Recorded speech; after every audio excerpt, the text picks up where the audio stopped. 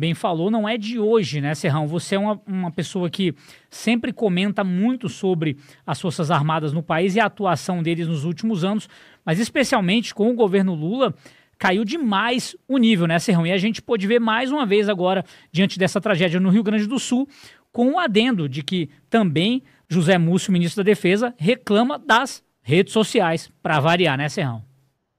Esse assunto é um assunto importantíssimo da gente debater e tem que ser tratado com todo cuidado. Vamos separar bem as coisas. Forças Armadas, seus integrantes, na sua maioria, estão fazendo o que sempre fizeram, trabalhando, fazendo o trabalho de rotina deles, como funcionários públicos fardados, servidores públicos fardados. É isso, ponto, acabou. Continuam fazendo a mesma coisa. O que mudou de um tempo para cá? O desgaste imagético da instituição militar, sobretudo o Exército, mas aí o desgaste vai para todos, Marinha, Exército e Aeronáutica, da questão política. Os militares falharam no pós-8 de janeiro, aquilo gerou um desgaste de imagem.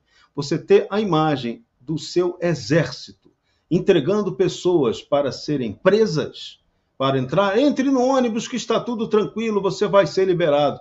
Essa história do 8 de janeiro soou como traição. Então, as pessoas que admiravam as Forças Armadas, tinham até nas Forças Armadas como uma solução milagrosa para resolver o problema político brasileiro através de uma intervenção, essas pessoas ficaram desiludidas. Isso causou um desgaste de imagem terrível para as Forças Armadas. Tá, isso poderia ter sido evitado, isso poderia ter sido até diluído mais adiante, mas o que acontece? Os novos comandantes militares que assumiram na era Lula exageraram na dose. Você vê as declarações deles, a pontuação, a atuação deles, e parece, quem está vendo assim de maneira muito isenta, nota um certo puxa-saquismo exagerado desses comandantes em relação ao presidente da República.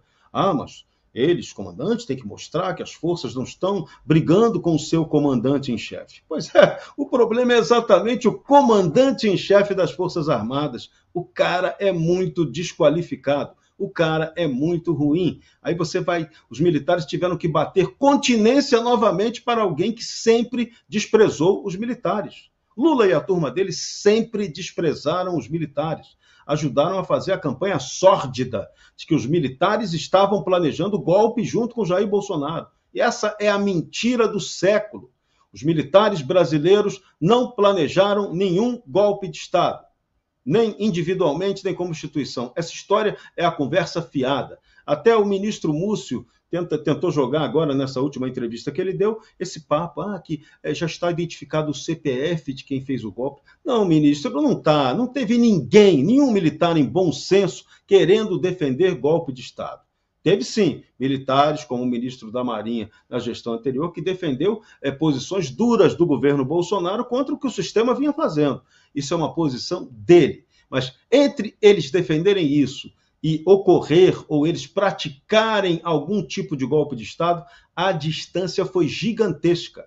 Jair Bolsonaro não praticou golpe nenhum, em nenhum momento da gestão dele. Então isso tem que ficar claro. Essa é a verdade que dói. Aí inventaram a história do 8 de janeiro, que foi uma tentativa de golpe de Estado para a tomada do poder. Mentira! Essa é uma mentira. E eu vou insistir aqui, sempre. O 8 de janeiro só aconteceu por incompetência do comandante em chefe das Forças Armadas. O CPF dele é o mesmo de um cidadão chamado Luiz Inácio Lula da Silva, porque era ele quem tinha que dar a ordem para que a Praça dos Três Poderes fosse tomada pelo Comando Militar do Planalto e ali não houvesse nenhum tipo de arruaça, nenhum tipo de ameaça ao prédio dos Três Poderes. Lula fez isso? Não, Lula não fez. Então Lula é culpado pelo 8 de janeiro. Ponto. É isso que tem que ser dito na lata.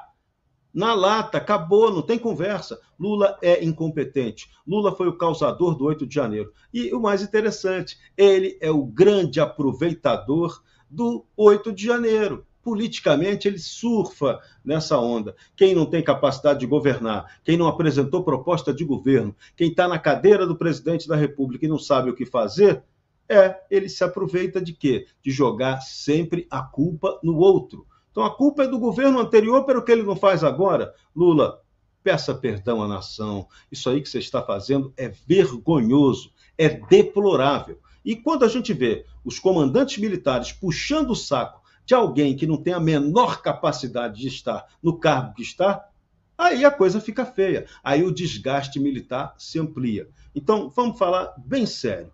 A atuação dos militares lá no Rio Grande do Sul está ocorrendo como sempre ocorreu em catástrofes. Os militares sempre agiram, sempre ajudaram nas catástrofes, não tem essa.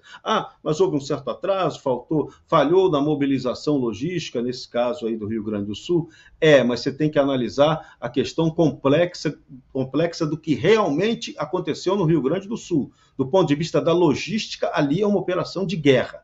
Se você for analisar como analista militar, se o nosso exército, nossa marinha, nossa aeronáutica não foram tão ágeis assim para uma guerra, que foi o que aconteceu ali, a devastação gerada pelo problema do clima, aí sim, aí você pode até especular sobre isso, mas mesmo assim pode ser uma especulação que não seja tão justa no final das contas. Os militares, aqueles que trabalham, servidores públicos fardados, continuam os mesmos. O que mudou, infelizmente, foi seu comandante em chefe. Uma porcaria. E os generais comandantes das Forças Armadas que estão puxando o saco demais desse incompetente. Daí a crise institucional, daí a crise imagética das Forças Armadas brasileiras, que vai demorar muito tempo para ser superada.